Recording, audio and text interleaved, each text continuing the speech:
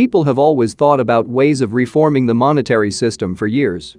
However, until recently, success had proven elusive. At the beginning of the 20th century, engineers and programmers finally did it. In this video, I'll explain in the simplest way possible what cryptocurrencies Bitcoin and blockchain are, and whether or not you should invest in cryptocurrencies. When the engineers and programmers were reforming the monetary system, they had to consider three things.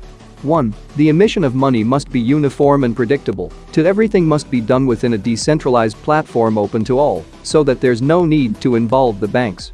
3. The security of keeping the money for the participants must be provided, so that no one can steal it. Now that you know that, let's try to understand how cryptocurrencies work. A cryptocurrency is a digital currency that can be used to buy goods and services, but uses an online ledger with strong cryptography to secure online transactions. Oh, right. Let's make it simpler. John and Sarah are playing in the park with their friends. John wants to give $10 to Sarah when Sarah takes the money. That's considered a physical transaction. They didn't need a friend or a witness to prove that your transaction happened. They both knew the transaction occurred. This transaction is recorded in a trustable ledger for John and Sarah. The ledger is a large collection of data in which transactions and billions of dollars are recorded. What if John wants to give $10 to Sarah virtually as he did in the park? It's possible. Let's say there's a virtual controller between John and Sarah, which controls the transaction. Oh, but what if John or Sarah tries to cheat, or something goes wrong with the controller? Is there any other solution? Well, yes, let's consider that both John and Sarah have this ledger. What if their friends also have the same ledger? So if the transaction is virtual, everyone has this ledger on their computer, they all keep track of the transaction.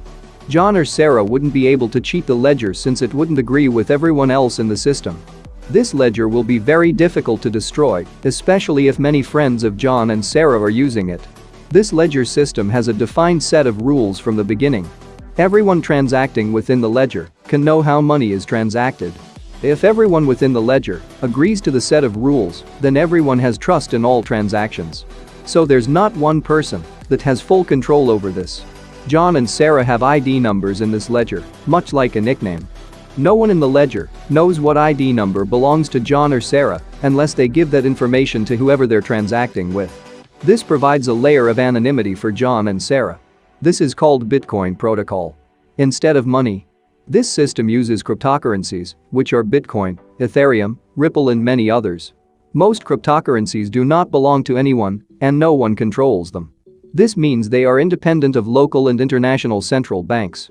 No one has complete control over the system. Everyone knows the rules and transactions are completely transparent. The total value of all cryptocurrencies on April 13, 2021 was more than $2.2 trillion. According to CoinMarketCap, and the total value of all bitcoins, the most popular digital currency was pegged at about $1.2 trillion. Let's talk about Bitcoin. You definitely heard the story about Laszlo Hanyecz, who bought 2 pizzas with 10,000 bitcoins in 2010. In 2010, the value of a single bitcoin was only 0.0008. Nowadays with 10,000 bitcoins, Laszlo could buy 1 pizza for every person who lives in Italy. Bitcoin is the first cryptocurrency ever created. All that changed when Satoshi Nakamoto in 2008 published a document online. This document is called the White Paper. It suggested a way of creating a system for a decentralized currency called Bitcoin. Satoshi Nakamoto created the system in such a way that there will never be more than 21 million bitcoins. Let's compare Bitcoin to the normal bank. The bank's ledger is not transparent, and it's stored on the bank's main computer. You can sneak a peek into the bank's ledger, and only the bank has complete control over it. Bitcoin, on the other hand, is a transparent ledger. At any point in time, I can see all of the transactions and balances that are taking place. This system claimed to create digital money that solves the double spend problem without the need for a central authority. At its core, Bitcoin is the transparent ledger without a central authority. Here are some advantages Bitcoin has over the current system. 1. You have complete control over your money. Nobody can access your funds. Nobody can confiscate your holdings. Also, there's no bank or government to freeze your account to. In many cases, Bitcoin is cheaper to use than traditional wire transfers. Your money orders today in 2021, you can book a hotel or order a flight with Bitcoin if you want. Also, there are even Bitcoin debit cards that allow you to pay at any store with your Bitcoin balance. How does Bitcoin work? Bitcoin works via the blockchain. But what is the blockchain? The blockchain is the biggest innovation after the internet and will affect everyone's life in a few decades. It's a new way to store valuable data and transactions. The blockchain eliminates the need for an intermediary like a bank, allowing people to transact directly with each other. Blockchain technology can be used to transfer anything of value, not just financial transactions. It's possible to carry out transactions without the need to refer to a third party recognized by all as reliable. Transactions can be settled between peers by the majority of network participants. It's based on four fundamental concepts: decentralization, transparency, safety, immutability. How does it work? The blockchain is a database structured in blocks. Each block contains data, the first hash of the block, the second hash of the previous block. The data that's stored inside a block depends on the type of blockchain. The Bitcoin blockchain, for example, stores the details about a transaction, such as the sender, receiver, and amount of coins. A block also has the hash. You can compare a hash to your DNA. It identifies the block and all of its contents. And it's always unique, just as your DNA. Once a block is created, its hash has been calculated. Changing something inside the block will cause the hash to change. So in other words, hashes are very useful when you want to detect changes to blocks. If the DNA of a block changes, it no longer is the same block. The third element inside each block is the hash of the previous block. This effectively creates a chain of blocks. And it's this technique that makes the blockchain so secure. If the second hash of the block is bound to the hash of the previous block, once the second hash of the first block. Now the first block is a bit special. It cannot point to previous blocks because it's the first one. We call this the genesis block. Now let's say that you tamper with the second block. This causes the hash of the block to change as well. In turn, that will make the next block and all following blocks invalid because they no longer store a valid hash of the previous block. So changing a single block will make all following blocks invalid. But using hashes is not enough to prevent tampering. Computers these days are very fast and can calculate hundreds of thousands of hashes per second. So to alleviate this, blockchains have something called proof of work. It's a mechanism that slows down the creation of new blocks.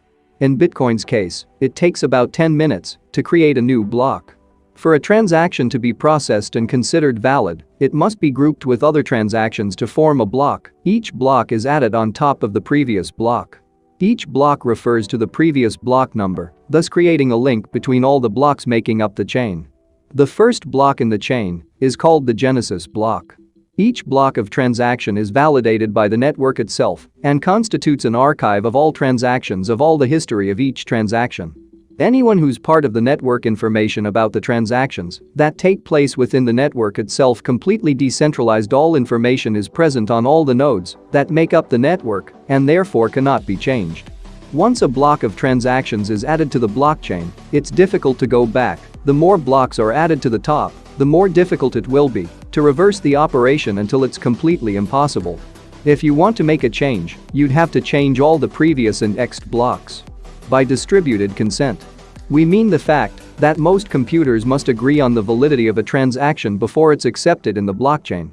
Mining is the process of validating transactions and adding new blocks to the blockchain.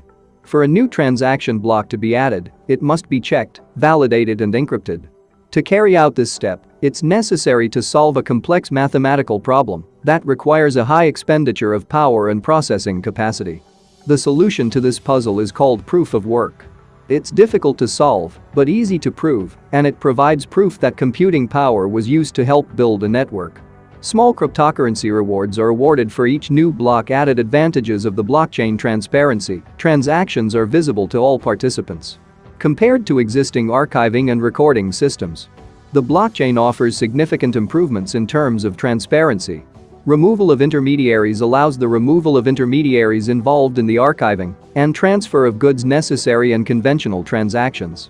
Decentralization. It can work on a decentralized computer network, reducing the risk of hacking, server downtime, and consequent data loss. Confidence increases trust between parties involved in the transaction through greater transparency and decentralization of networks. Safety. The data entered in a blockchain are immutable. The data